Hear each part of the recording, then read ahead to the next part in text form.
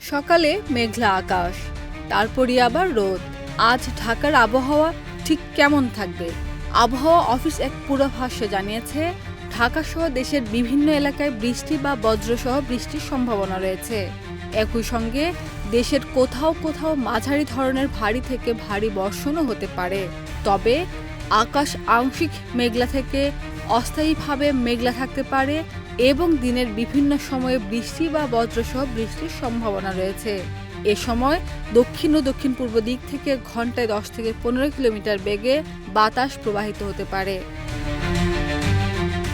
আবহাওয়া অধিদপ্তর জানিয়েছে, 18 জুলাই সকাল 6টায় ঢাকায় তাপমাত্রা ছিল 28.1 ডিগ্রি সেলসিয়াস এবং বাতাসে আর্দ্রতার পরিমাণ ছিল 85%। 17 জুলাই ঢাকার সর্বোচ্চ তাপমাত্রা ছিল 31.4 ডিগ্রি সেলসিয়াস। গত 24 ঘন্টায় বৃষ্টিপাত হয়েছে ট্রেস পরিমাণ।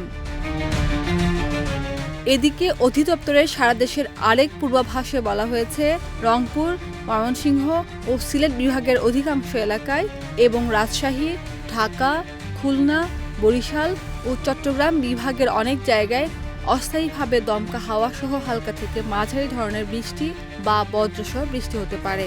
একই সঙ্গে দেশের কোথাও কোথাও মাঝারি ধরনের ভারী থেকে ভারী বর্ষণেরও সম্ভাবনা রয়েছে। এতে আরও বলা হয়েছে, সারা দেশে দিনের তাপমাত্রা প্রায় অপরিবর্তিত থাকতে পারে, তবে রাতে তাপমাত্রা সামান্য কমতে পারে। ফলে বৃষ্টি হলেও দিনের বেলায় গরম পুরোপুরি কমার সম্ভাবনা কম, বিশেষ করে বাতাসে আর্দ্রতা বেশি থাকায় ভ্যাপসা গরম অনুভূত হতে পারে। খাদিজা নিপা, দেশ রূপান্তর।